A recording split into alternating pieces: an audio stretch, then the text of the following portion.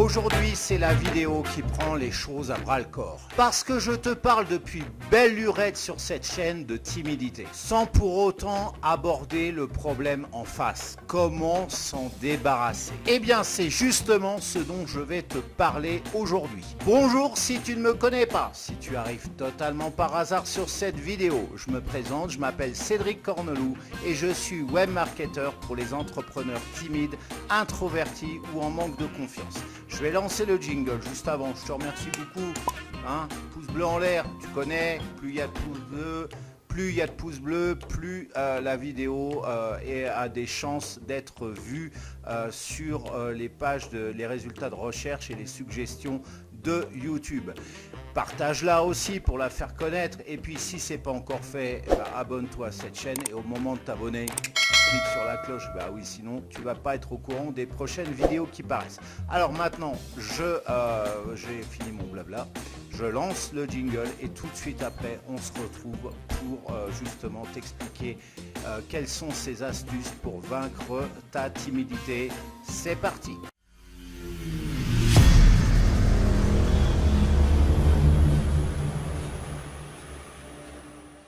Alors, dans cette vidéo, je vais te donner 5 astuces. Bon, on va pas se le cacher, certaines paraissent simples et seront difficiles à appliquer, et pour d'autres, ce sera l'inverse. Je te dirais que mon premier conseil, c'est d'appliquer ces astuces avec ton cœur. Après, tu t'en moques dès qu'on dira ton...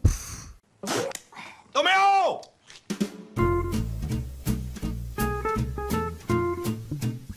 Alors cette astuce, j'en conviens, c'est celle qui est la plus compliquée à mettre en place. Mais je dirais qu'elle est essentielle. Si tu arrives à l'appliquer, tu auras fait 90% du boulot, crois-moi, pour combattre ta timidité. Débarrasse-toi de tes croyances. Avant tout, la timidité, c'est une affaire de mental. On s'imagine tout un tas de trucs, on se fait toute une montagne par rapport à des choses qui n'existent pas dans la réalité en fait. Et qui viennent tout simplement de notre imagination à partir de laquelle on va broder.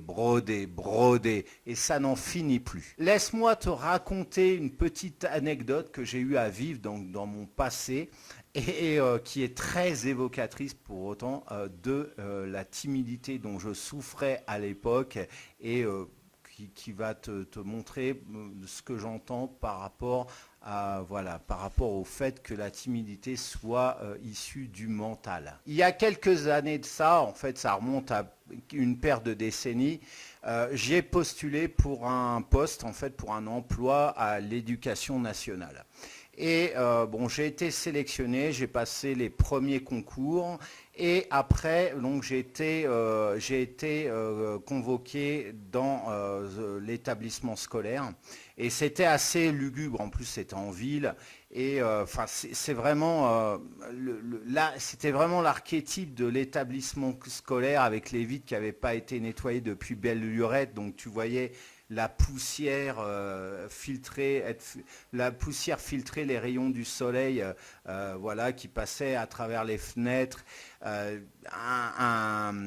couloir. Alors je me rappelle, je passe dans un couloir, alors il y avait les porte-manteaux tels qu'on les connaît dans les écoles, là, les bouts de ferraille. Il y avait dans un recoin, il y avait les lavabos avec les fameux savons jaunes. Et donc je passe le couloir et avec une peinture qui était défraîchie, enfin un blanc qui avait passé sa couleur blanc depuis belle lurette. Et dans une ambiance, ça sent la poussière, ça sent... Et déjà, j'avais l'anxiété qui montait, et puis tout au bout, cette grande porte massive en bois, là, et c'était marqué monsieur, alors je ne sais plus le nom, directeur, principal. Et donc je toque à la porte. Là j'ai quelqu'un mais tout droit, mais c'était vraiment une caricature tout droit issue des années 60.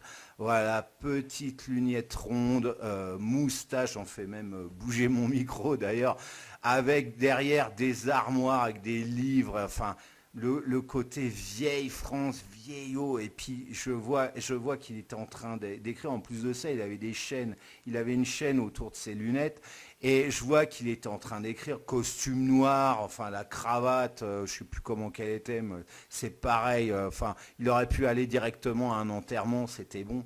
Et là, j'étais pas bien, je sentais que mon cœur s'accélérait, j'avais les mains moites.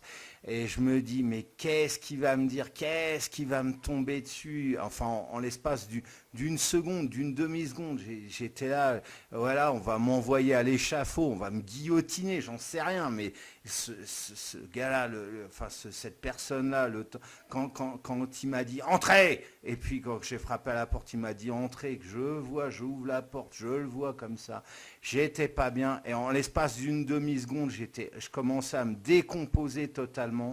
Et je pense que j'ai dû rougir, enfin je sais pas, j'en sais rien, j'étais tout seul. Et là, il lève la tête et puis il me fait un immense sourire, un sourire aux oreilles. Et puis il me dit, ah vous êtes Monsieur Corneloup, bah prenez place.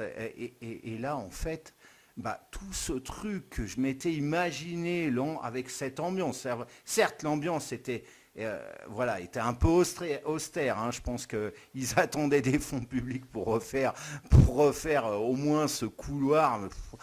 Oh là là là là, c'était atroce.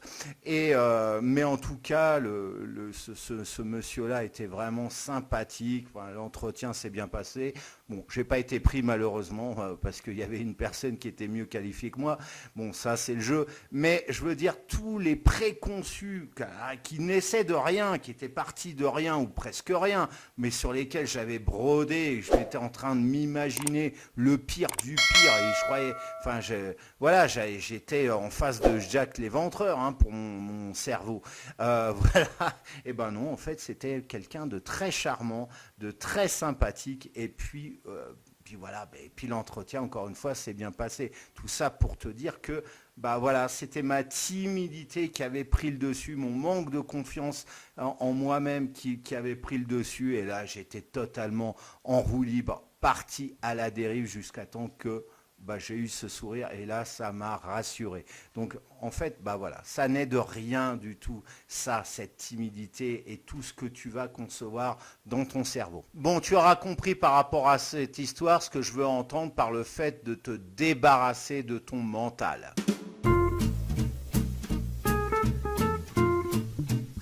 Bien souvent, quand on est timide ou en manque de confiance, on a tendance à se négliger au niveau vestimentaire. À quoi bon vouloir faire impression quand on est convaincu qu'on n'intéresse pas grand monde? Il faut que tu essayes de te détacher de ce concept. Planque tes vieilles fringues que tu traînes depuis des lustres, ton gros pull troué qui t'aide à passer les hivers, qu'est-ce qu'il y a d'autre, ton jogging des années 90 ou bien encore ton polo qui était vert à la base, mais tu sais, il y a cette fine couche de fibres synthétiques blanches, enfin, ça commence à se déteindre à force de l'avoir lavé à la machine. Tu as cette espèce de couleur blanche sur le tissu, sur les fibres de ce vêtement. Tu vois de quoi je veux parler? Tout ça, tu le planques, tu me bazardes même, tu fous tout ça à la poubelle. Essaye de changer de style, alors sans que ça fasse clown, opte pour des couleurs chatoyantes. Tu vois, moi j'ai souvent d'ailleurs sur mes vidéos un t-shirt jaune, tout jaune ou rouge. Là, c'est mon fameux t-shirt noir, certes, mais avec des bandes jaunes, tu vois, un petit peu. Voilà, bon, j'aime bien le noir aussi, mais ça fait plusieurs années que j'opte pour des couleurs chatoyantes, des couleurs vives. Alors sans encore une fois que ça fasse clown, mais simplement pour changer de style. Et puis c'est les couleurs comme ça, les couleurs chaudes, hein, par définition, eh bien elles attirent beaucoup mieux l'œil que en général quand on est timide, quand on est en manque de confiance, quand on s'aime pas. Parce que c'est ça le problème finalement, on n'a pas confiance en nous-mêmes, on ne s'aime pas, eh bien on a tendance à porter du noir, du beige, du vert foncé, enfin des couleurs d'automne, des couleurs du marron, voilà, des couleurs un peu déprimantes. Pareil si tu es en short, t-shirt au quotidien, alors ça ne sert à rien de mettre un costard cravate, bon, sauf si tu veux bien évidemment, mais déjà essaye de mettre un beau jean et une belle chemise, ça sera déjà une grande victoire, un pas d'accompli. Au début, surtout si ce n'est pas dans tes habitudes, fixe-toi ce simple objectif que dont tu augmenteras la fréquence par la suite, de porter ce type de vêtements au moins une fois par semaine. Même si tu sors pas, même si exceptionnellement ce jour-là tu restes chez toi, ou alors tu es assez austère, t'as tendance à pas sortir beaucoup. Voilà, commence par ça. Après, fais le pas une fois par semaine et sors dehors. Voilà. Et après, tu augmentes le rythme une fois, 2 fois, 3 fois par semaine pour que ça devienne quotidien. Cela a l'avantage premier de changer ton image et puis aussi de changer le regard des autres.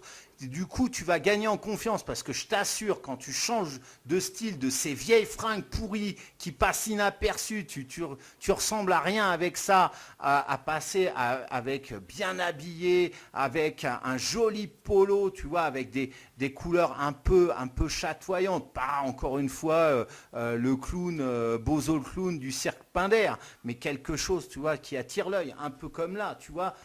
T-shirt noir, bande jaune, bon, je regarde mon style, j'aime bien le noir, mais j'ai mes bandes jaunes qui attirent l'œil. Voilà, tout simplement. Et le regard des gens, et voilà, si vraiment tu changes véritablement de style et que ça te va bien, les gens vont te dire ah, mais waouh, c'est super, dis donc, t'as changé ta garde-robe, c'est super, ça te va super bien. Ils vont te faire tout un tas de compliments et tu vas voir, tu vas prendre une bouffée d'oxygène et tu vas te sentir bien.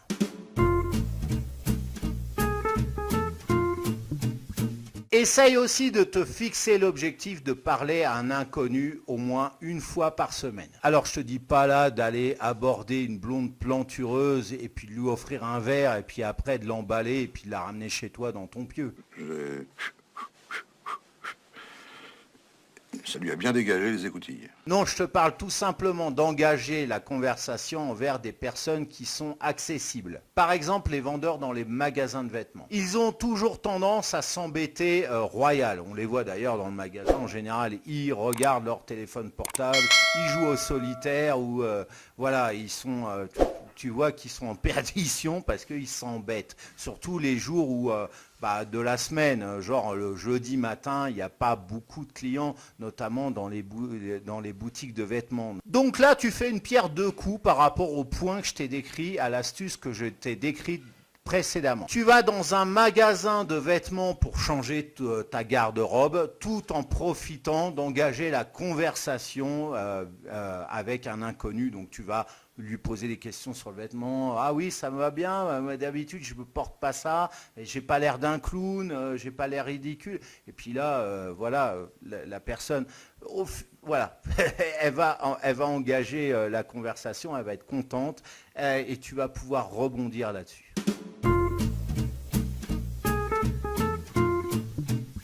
Franchement, qu'est-ce que tu risques à aborder quelqu'un ou à faire valoir ton opinion? Le Moyen-Âge, c'est terminé, donc ne crains rien, on ne va pas te clouer au pilori, on ne va pas t'empaler, t'écarteler ou te jeter dans des oubliettes. Tu dois apprendre petit à petit, à défaut de venir accoster n'importe quel inconnu, à faire valoir tes opinions vis-à-vis de tes proches, vis-à-vis de ton entourage, vis-à-vis de ton environnement professionnel, de tes amis aussi. Cela ne veut pas dire que la personne va forcément te prendre en grippe ou que ça va se terminer en pugilat. Cela veut juste dire que tu vas apprendre à t'affirmer. Si tu sens que la personne est offusquée ou veut absolument faire valoir son opinion, réponds-lui calmement qu'elle a le droit d'avoir ce point de vue, tout comme toi, tu as le droit d'en avoir un différent. Et voilà, tu dis chacun voit midi à sa porte. C'est votre droit de penser ça, c'est mon droit de penser autrement. Ou bien encore souris en disant, je crois que c'est pas aujourd'hui qu'on va réussir à tomber d'accord, vous croyez pas? Bref, vas-y en souplesse et dédramatise la situation.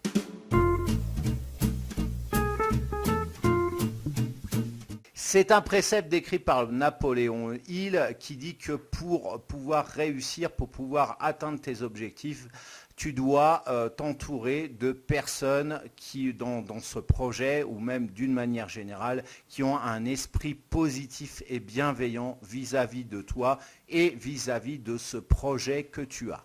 Et particulièrement par rapport à ta timidité, des gens qui vont t'écraser, pas croire en tes projets, te couper sans cesse la parole, voilà, vont pas te mettre en confiance, contrairement aux gens, aux personnes positives, voilà, qui vont croire en ton projet, eh bien, elles vont t'encourager. Celles qui vont être négatives vont te décourager par définition. Donc, puisqu'être timide, c'est être souvent silencieux, eh bien, tu dois avoir dans ces moments-là où tu es silencieux, un sens de l'observation exacerbé. En tout cas, si tu ne l'as pas, entraîne-toi.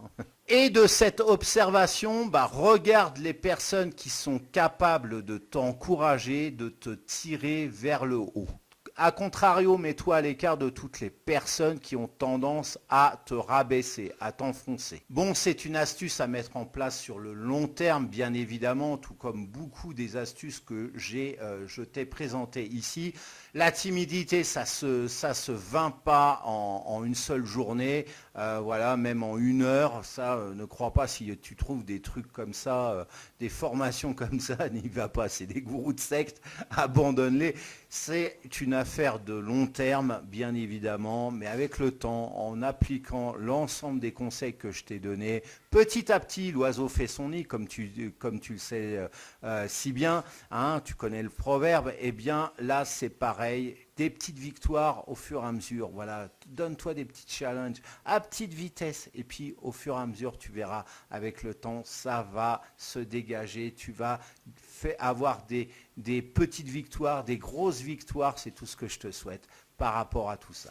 Voilà, cette vidéo est maintenant terminée. C'est le moment de la liker. Si tu as un petit retardataire, pouce bleu en l'air, c'est le meilleur moyen d'augmenter le nombre de vues sur cette vidéo. À la commenter. Si tu as un retour d'expérience, des questions, quelque chose à me partager, tu connais la maison YouTube, à la partager aussi. Puis si ce n'est pas encore fait, je t'invite à t'abonner à cette chaîne. Et au moment de t'abonner, clique sur la cloche, sinon tu ne vas pas être au courant des prochaines vidéos qui y paraissent.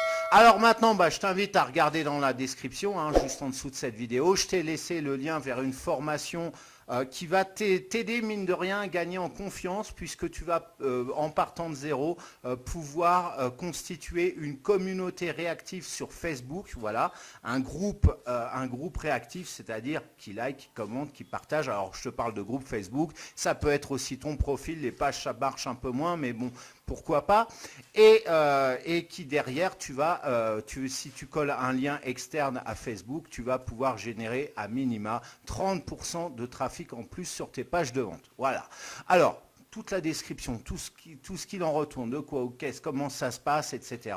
Tu cliques sur le lien juste en dessous de la vidéo. Je te retrouve tout de suite après pour cette formation, un peu plus tard pour une nouvelle vidéo. En attendant, je te souhaite de passer une excellente journée ou fin de journée et parler de Malte. Malte, c'est une plateforme d'appel d'offres sur le web pour les freelances 100% francophones. Et c'est juste un supplice mental lorsque tu te fais jeter comme un malpropre. Ici, tu seras tranquille parce que ce seront les employeurs qui viendront te démarcher.